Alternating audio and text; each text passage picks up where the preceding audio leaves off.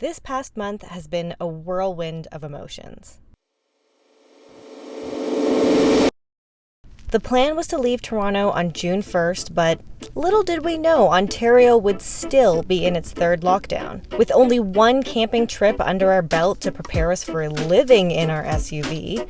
So we just finished our first night at Pinery Provincial Park. There's a caterpillar infestation, which has probably been the most annoying thing. They're literally everywhere. They're crawling up everything, the chairs, the car. So that's been not the best. Kind of have to be a bit of a contortionist, crawling, up and down the seats just to get various things. Everything is a lot more effort. I knew there was going to be an adjustment period for road life, and we're very much still in it. Today is the very last night in Toronto, and it feels kind of surreal. Like when you have a thought that finally comes to fruition, it's kind of wild. And it honestly has been a pretty emotional last few days, but I kind of just realized that I really need to let go of trying to micromanage this trip and this experience, and I just need to take it day by day. I am super excited to just hit the road and see where it takes us. We ended up hitting the road on June 23rd with only the first week of campsites booked. We started getting more familiar with our gear and thankfully escaped the caterpillar infestation. If you like this campsite, give me a high five. Good boy! Oh, shit. You like it. Sick. We hiked, saw some amazing views, ate delicious food, and Ezra finally got multiple days worth of backlogged zoomies out on the beach. Even though we were finally into summer, there were some bitter cold nights.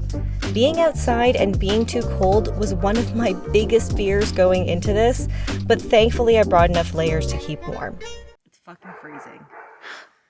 What is it? June 27th. I'm wearing my hat. I'm wearing my TNA puffer. I'm wearing a Columbia vest. I'm wearing a merino wool sweater. I'm wearing a long sleeve Uniqlo heat tech underneath. I'm also wearing long legging Uniqlo underneath and pants.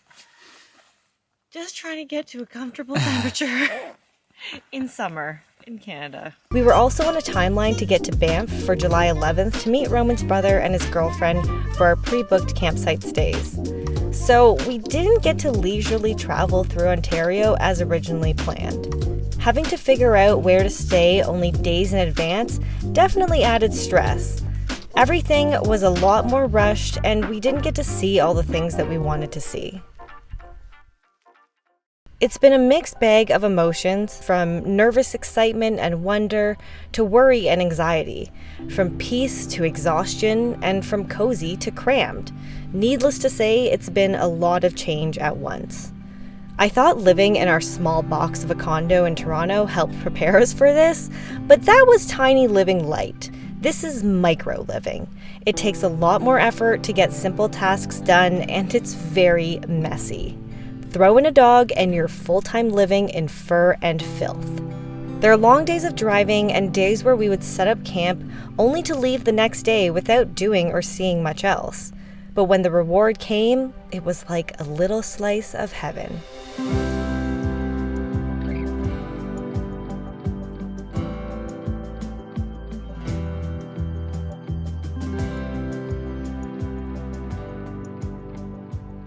This wild camping spot was only 5 minutes from the Rainbow Falls campsite, and it was absolutely incredible.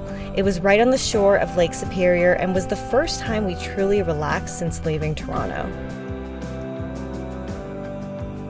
The next best was Grasslands National Park, a magical oasis. It truly felt like being in a fantasy world with its vast field, rolling hills, and colorful sky.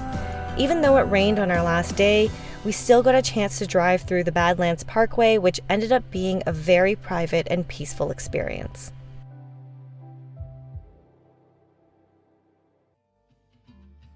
When we got to beautiful Banff, we hiked the Lake Agnes Trail and saw stunning views the entire way up. Thankfully, the timing worked out because this was pretty much the last day of relatively clear skies, before the smoke from the wildfires took over the views. And the wildfires have been getting worse, and living outside in the smoke hasn't been great. There's ambers flying around, and it's like we're in fucking the upside down. Shit is on fire. Shit's on fire. It's on fire. Being on an adventure like this means we're constantly faced with things out of our control or things we couldn't have possibly planned for. As much as we want to keep finding amazing places and seeing incredible things, we also need to take care of our health to keep living this way. So we're not sure where we're going to go next. Destination to be determined.